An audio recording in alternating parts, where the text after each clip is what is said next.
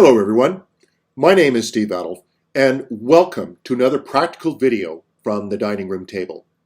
Today I'd like to introduce the Rock Crusher, present an overview of our model for flow-based backlog management. Now in a previous video we made of course the audacious claim that our beloved backlog is broken, that it impedes flow and often works only as a passive reservoir of requirements. We offered the Rock Crusher model as a solution for flow-based backlog management. In this video, I'd like to effectively go over the 5 elements of the Rock Crusher that enable flow through our backlog.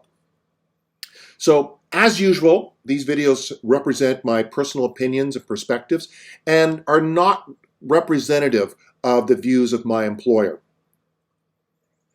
So, the Rock Crusher has 5 critical elements in it. Now, the first one, of course, are rocks. The Rock Crusher crushes rocks. So, a rock is just any backlog item. Where it starts becoming interesting is when we talk about the funnel. This is a different way or metaphor for thinking about how work enters the backlog. So the intent of this funnel here is to throttle and stabilize a flow of rocks. If we're throttling, that means we're throwing something out, and that becomes what the wastegate.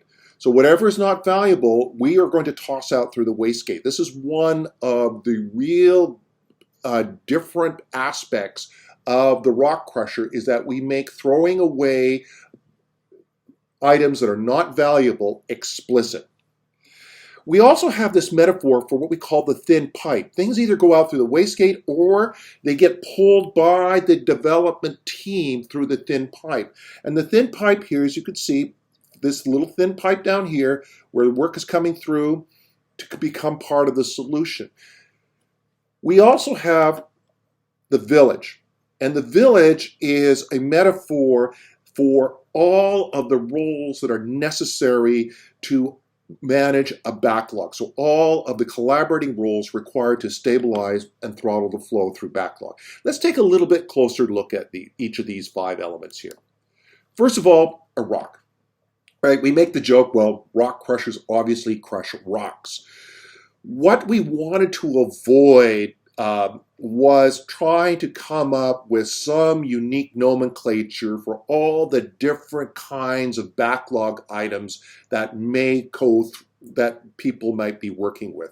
You know, if you start reading most of the guides, we've got everything from epics to features to user stories to enablers to technical stories to initiatives. It gets overwhelming. And those of you who are using both Jira and Safe know what I'm talking about. So we just have rocks. That also enables us to be framework and methodology independent. A rock is just a backlog item. It can be something that a team could do within a sprint or within an agreed service level agreement, or it could be some massive initiative. They are all just rocks. Here's also where it starts really becoming different. We talk a lot about the Rock Crusher being a model for flow-based backlog management. A misconception some of us may have is we may have a mental model of flow being very smooth, right? That probably comes from our thinking of lean coming from manufacturing, where we think of the smooth flow of work through an assembly line. Remember what we're doing with the backlog here. This is product development. In other words, the flow is going to be turbulent because we have new ideas coming at all the time that are large, small, different values. And that is a necessary trait of product development, because as Donald Reinerson said in his seminal book, Product Development Flow, value cannot be created without variation. Turbulence in the flow represents that variation. So the big shift we're trying to make with the rock crusher, therefore, is move away from this model of the backlog as some passive reservoir of requirements that the team pulls from, to be able to use this funnel to to make it explicit and demonstrate active value management. And active value management means we're stabilizing it, because we have to start deciding what in that backlog is actually important. Does this come before that, or that before this? So we're beginning to stabilize, try to force rank things. The other, as you could see, is throttling, because there's far more work entering this backlog than we are ever going to be able to pull through that thin pipe. And this means that we need to be able to make the decisions to throw out those items that we do not believe are going to contribute value. This is the essence of the rock crusher, this ability to visualize this turbulent flow, to stabilize that flow, to throttle it. And speaking of throttling, here comes our very simple definition, or pithy saying of what flow is. What goes in must come out, right? This is not a reservoir. You can see that just the way we sketch it is so different from the traditional way that we would sketch a backlog. You can see that both ends are open, but we obviously are pulling far more work in an intake than is being able to come out through the thin pipe. So there's got to be another way out, and that's the wastegate. So what goes in must come out. We have one way in, the funnel. Two ways out, the thin pipe or the wastegate. Now, the thin pipe is our lovely metaphor for the limited capacity that a team has to perform work, right? In an ideal system, the demand for work is going to be balanced with our capacity to do work, right? We start pushing more work onto a team, very bad things happen. Our work in progress goes up, our lead times extend.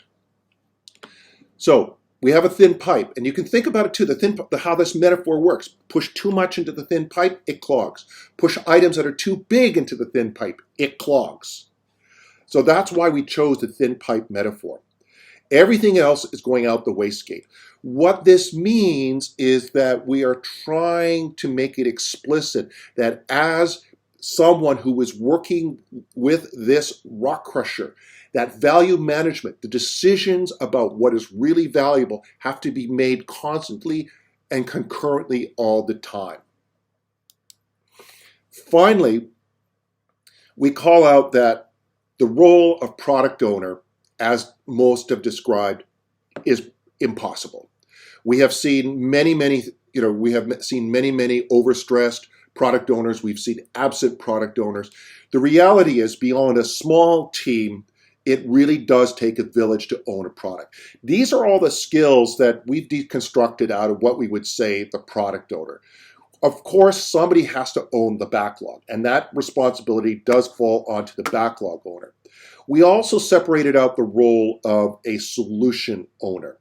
There is an analyst who helps to try to help everyone come to a shared, clear understanding of what's important. We have a customer, we have stakeholders, we have a subject matter expert, and we have, of course, a team. Something that might be of use to you as you look at your backlog and start thinking about in terms of, okay, some of this makes sense to me. Maybe we should think about the backlog. And this is exactly what the rock crusher is really all about. Instead of just regarding our backlog as some passive tool or that is just there, why don't we explicitly think about our backlog? Who owns it? What value streams is it associated with? What's our intake policy? What's our wastegate policy? This is why we have the Rock Crusher Canvas. This is available to you at our rockcrusher.org website. So, if you want to learn more about the Rock Crusher, visit rockcrusher.org. Of course, buy our book, please. And also, visit the IIBA website.